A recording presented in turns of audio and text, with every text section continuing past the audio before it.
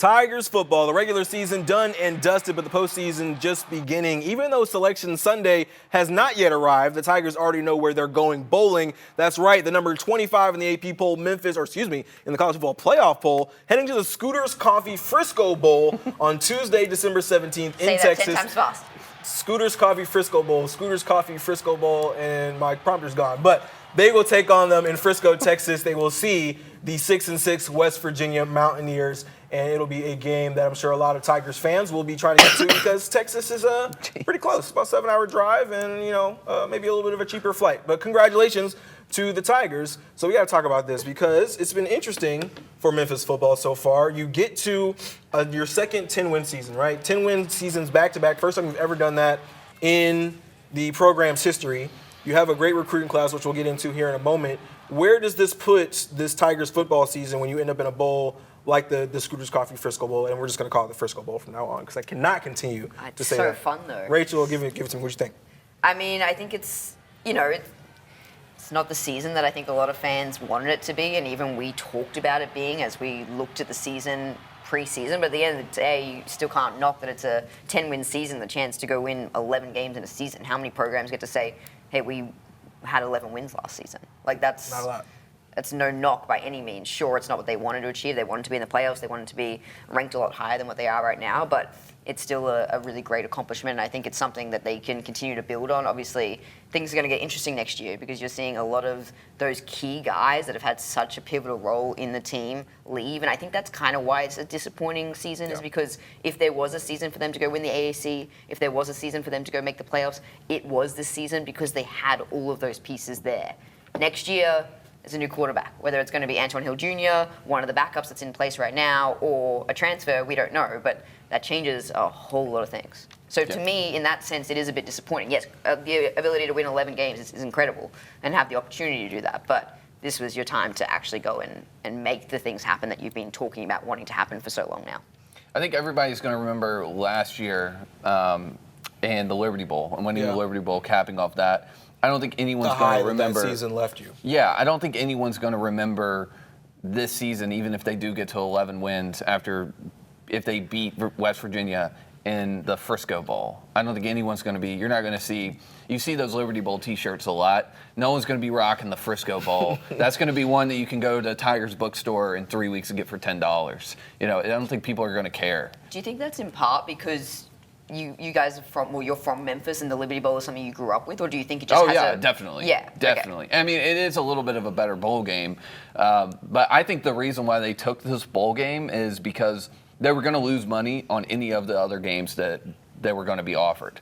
And so I think that they probably chose this because, one, it's driving distance. They hope that Tigers fans will drive. If it's driving distance, more fans typically will go than if it's flying distance. Agreed. And I think that this was the least amount of money that they could lose because, like I said, if you look at the other bowl games that they were looking at going, the Sarsaparilla Bowl, the Fenway Bowl, you're going to lose money off of that. So why not just go to the Frisco Bowl? You're playing a Big 12 team in West Virginia. They're 6-6. But that just shows the difference between conferences. You've got a team that barely qualified for to be bowl eligible, taking on a Memphis team that has 10 wins. That's just what you get when you play in the AAC, and I think that's why a lot of Tigers fans are frustrated that they're still in the AAC, and that looks like that is going to be their future.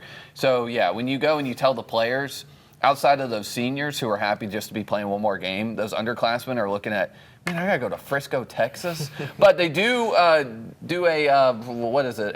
cold coffee bath. Yeah, that's what I was gonna say. I was gonna bring that up. Yeah. I was gonna bring that up. So yeah, a cold coffee bath, I think, as a celebration, I would actually really like to see Ryan Silverfield get dunked in some iced coffee. Cool right now. Why would anyone want to get? They're in Texas. He'll be okay. Cool. He'll be awake after a coffee bath. He will definitely be awake. Right. I mean, to me, I agree with both of your points. I think they take this particular bowl game because it is driving distance. The Dallas-Fort Worth area is also a pretty strong alumni base for a lot of Tigers fans. If you don't live in Memphis anymore, you're kind of in that surrounding circle, and Dallas-Fort Worth is kind of one of those little hubs. So I can see a lot of Tiger fans actually being at this game to support their teams.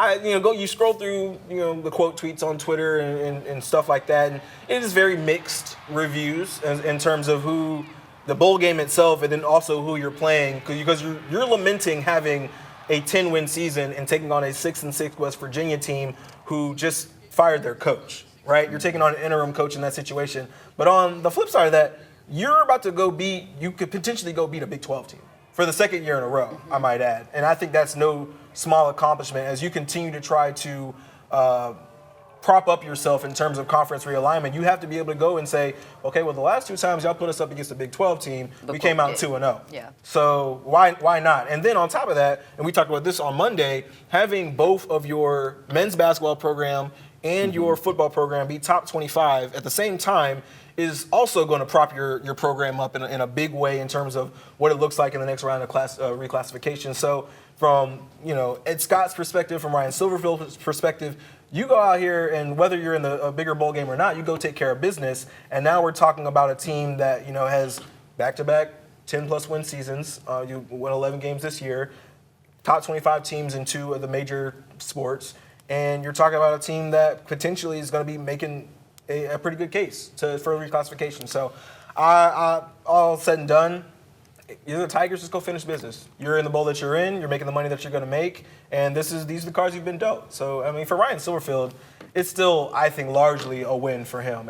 For other people's perspective, at the end of the day, progress is progress, and I think he'll take that any day of the week. He knows where their shortfalls were this year, but they're going to be fine. I think they'll finish the season pretty strongly. And I think you're also going to be in a situation where, we talked about this as well, the Memphis Tigers they're seniors. They're going to play in this bowl game, I feel like, because they're not necessarily a lot of those guys are not necessarily in a position where, they're trying to get drafted, yes, but not so much that they're not going to play in a bowl game because they need all the tape they can get. And any tape you can get against a Big 12 team, if you're a Seth Hennigan, if you're a Rock Taylor, Chandler Martin potentially, William Whitlow Jr., who is all AAC first team, all those guys want that tape against a Big 12 opponent in order to, prop up their status in terms of getting drafted or landing an undrafted free agent deal, all those kinds of things. So we'll see what happens. That is Tuesday, December 17th. In Frisco, Texas. We'll see what the Tigers are able to make something shake.